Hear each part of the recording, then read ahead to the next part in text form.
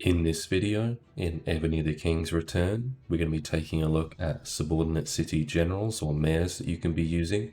First, starting with what not to do when picking a mayor to use. So in the tavern building, we're going to go to recruit and portraits. If you've watched my other general videos, you will know this is where you find all of your historical generals, which are the ones you want to be going for. In this video, I'm not going to be covering any purple generals because no purple generals are going to be the best for this. Some of the mistakes people make is using ones such as Charles the Great at the top of the European tab here, which boost the gold production speed. Although if you have no other generals that are on my list, you could use this one, or any old general will work as the subordinate city mayor. It's not going to get you a whole ton of benefits by doing that. This gold one, for instance, I'll show you why it's bad. So 75 boost to gold production. It seems good. You need gold. Bear in mind, I've got almost 400 million gold in my account right now. So when I go to an epic subordinate city that I have, that is economy oriented, which helps me with gold production, and I go to the gold levy section, you can see my tax income is only a few thousand. You times that by 24 hours in a day, and it's still not a whole lot given I have hundreds of millions of gold. And even if you are a smaller player, bear in mind this is like an epic, and you know, I've leveled it up quite a bit, which will take a long time for the average player. Even mine are only level 20. This gold still means nothing to those smaller players, and that's why it's better than nothing to have those generals on there if you do already have them, but do not purposely buy them if you haven't already.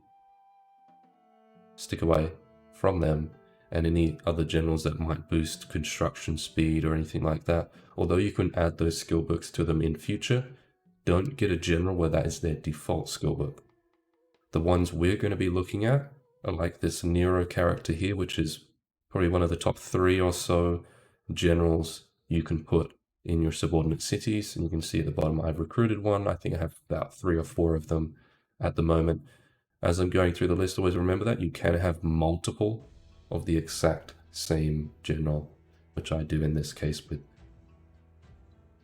You'll see with a special skill, which is always what we're looking for, the special skill, we can ignore specialties and things like that with a sub-general, because almost none of it really matters, except in rare cases where the specialties might have debuffs on them, but I mean, they're kind of hard to get anyway. Like this one does have a debuff on there, which helps, which is what we're looking for. So when it says reduces enemy troops HP by 15%, that equates to a 60% debuff overall, because there's 4 troop types, times by 15%, 60% as an overall debuff that we can compare to some of the other generals I'll be going through.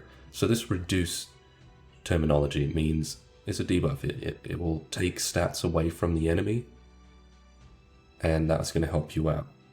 If you have one that increases your own stats and you put them into a subordinate city, although this is not exactly the case, I'll keep it simple. Let's just pretend it basically does nothing. It basically does nothing to put a good PvP general in a subordinate city. It does do something, but to make it not so convoluted, I won't really mention it, but this is what you want. The ones off of this list that say reduces. If they say reduces certain stats, and then it also has, as a part of the skill, increasing other stats, that's fine. Just bear in mind that the reduce part is the only part that's going to be of any use to you, which you can see in the other one down here, which is Gustavus. He reduces a fair bit, and he also increases some stuff. It doesn't matter if it says they're leading the army or if they have to be the mayor. It doesn't matter as long as it doesn't say leading the army to attack or anything like that. Otherwise, that might make it not work. So bear that in mind as we go through as well. None of these are going to have that terminology. They'll either say when mayor or leading the army or similar terminology. This Gustavus one will work, again, even though it says reduces only on part of it. That part of it will work, the other part won't really. And again, you can ignore specialties and things like that for the most part. Charles Martel is another one where it seems like very large percentages, 50% construction speed, 30% training speed in the subordinate city. Does it mean a whole lot? No. And that's why, even though it seems great, don't use him unless you just so happen to already have him and you don't have enough of the ones on this list to fill out your many subordinate cities. Another two here, they're not available in the tavern as you see at the bottom. You will have to get them through packs, playing in Battlefield and then using the Battlefield shop to buy generals in there. There's a couple other methods to get it, but I won't be going through that in this video. But if you do so happen to get one or see one somehow and can buy it through special events or whatever, absolutely get this one as well. Arminus, reducing enemy ground and mounted troops HP by 10%, so that's 20%. Enemy range troop and siege machines attack by 15%. So that's what, like 50% or so, which means it's fairly similar to Nero. Nero is a little bit better, but always remember as well, trying to debuff a very particular troop type or attack or defense or whatever it may be for a given troop type may be better. So just comparing a 60% debuff to a 50% debuff is not always the best thing. Look for what you want to be good at so that you can be good at that for your alliance, for your team, and feel free to really stack up on certain debuffs on the generals that you want to get. Although with that, always bear in mind that these debuffs will only work up to a total of 50% of the enemy stats.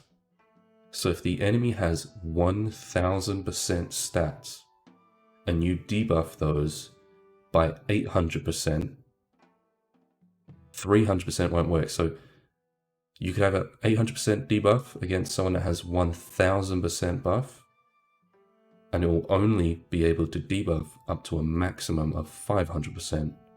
Might be a little bit confusing. Maybe I could figure out a better way in future to word that. But if you can't wrap your head around it, feel free to ask in the comments down below about that particular thing within the game.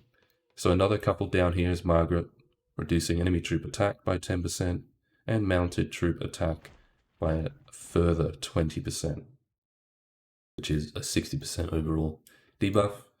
Constantine here as well, reducing enemy ground troop and mounted troop attack by 20%, and also increases subordinate cities' death to survival rate by 10%. I'm going to start going through some of these a little bit quicker now, because I'm sure you kind of get the gist that they're between 40 and 60%. And the final one, or last couple we get to, it's going to be about 75% debuff. So feel free to go through and look at them yourself to really compare them. And I'll, at the end, give you my top list of some of the ones you can be going for that are in the tavern. So another one here, Harold, reducing attack and HP. In the American tab, we also have Andrew Jackson, reducing stats. I'm not sure we have one in Japan. Let me go through. Probably not. Do bear in mind as well, I probably will end up skipping a couple that might reduce stats. This isn't a definitive list. I don't want to go through wasting your time with all of them, so I'm going through a little bit quicker. And if you are someone that needs a little extra help and you're not getting it in the video so far, feel free, again, to leave a comment down below. So another one, Alexander Nevsky. I did used to have him before getting some of the other ones that are available in the tavern. And in the other tab, have Sixy up here. This is the one I was talking about, 75%. So reduces enemy troop defense by 15%. Is 60% overall. And then on top of that, enemy ground troop defense by an additional 15%. So it's all by 15%, and actually ground troops is the 30%. Again, these stats up here in green do not matter whatsoever. Do not star your generals.